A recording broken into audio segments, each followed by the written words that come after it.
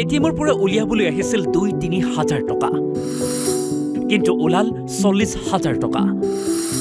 পিছে লোকজনে নাপালে এটকাও। মহানগৰীত ভয়ংকৰ ঘটনা। হুকহুকাই কান্দি থকা এই বয়োজ্যেষ্ঠ লোকজনলৈ মন কৰক। লোকজনৰ নাম সোহাৰাম নাথ, ঘৰ মহানগৰীৰ পাণ্ডুত। অফিচলৈ আহোঁতে ২-৩ হাজাৰ টকা উলিয়াম বুলি মালিগাঁৱৰ এই SBI ATMটোত সোমাইছিল, কিন্তু লোকজনৰ সৈতে ঘটিল ভয়ংকৰ ঘটনা। মোৰ নাম শ্ৰী সোহাৰাম নাথ, মই পাণ্ডুত টেমল ঘাটত থাকোঁ। মই অফিচত আহিছিলোঁ। অফিচত আহি পেলাই মোৰ হাতত পইচা নাছিলে বোলো, ক'ৰবাত মই ২-৩ হাজাৰ টকা কিবা এটা উলিয়াই লৈ মই যাওঁ। তেতিয়া সময় আছিলে আপোনাৰ ১২টা ১৫-২০ মিনিটৰ ভিতৰত। তাৰপিছতে মই ATMত সোমোৱা সময়ত কোনো মানুহ নাছিলে। মই ATMৰ পৰা পইচাটো উলিয়াবৰ কাৰণে চেষ্টা কৰিছোঁ, কিন্তু প্ৰথমবাৰ ওলোৱা নাছিলে। তাৰপিছত দ্বিতীয়বাৰ চেষ্টা কৰি মই আকৌ মাৰি থাকোঁতে সি সোমাই আহিলে। সোমাই আহোঁতে সি চিগাৰেট নম্বৰটো মোক দেচোন বুলি পেলাই সি লৈ ল'লে। কাৰ্ডখন আপোনাৰ হোৱা নাই। তাৰপিছত লৈ পেলাই সি এবাৰ ATMত ভৰাই দিয়াৰ পিছত সি কিবা কিবি টিপিলে।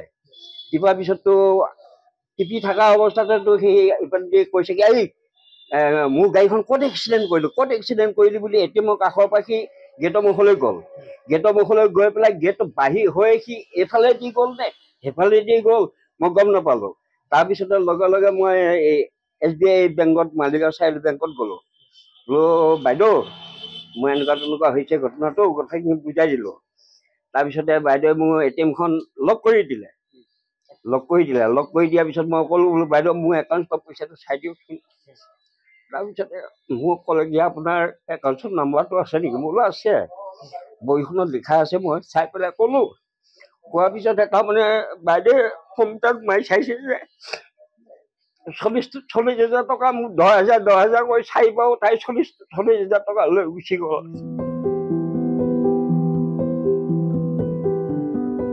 আজি এতিয়া ১২টা ১৫-২০ মিনিটৰ ঘটনা।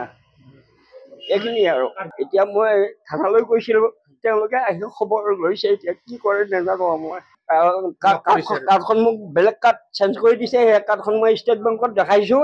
কয় কি এখন বোলে সেই তেনেকৈ বেলেগৰ কাৰ্ড ডুপ্লিকেট কৰি আনা কাৰ্ড, এখন কাৰ্ডৰ কোনো ভেলু নাই। বাইদেৱে মোক তেনেকৈ কৈছে বেংকত। শুনিলেনে? প্ৰবঞ্চকে কেনেদৰে ATM কাৰ্ড সলনি কৰি লোকজনৰ পৰা ৪০,০০০কৈ টকা লুটিলে।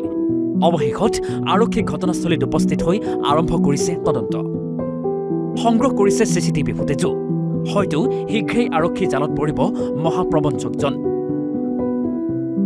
গতিকে আপুনিও ATMলৈ যাওঁতে সাৱধান হওক, অন্যথা আপুনিও হ'ব পাৰে প্ৰবঞ্চনাৰ বলি। মালিগাঁৱৰ পৰা হাইদৰ আলী, অসম লাইভ 24।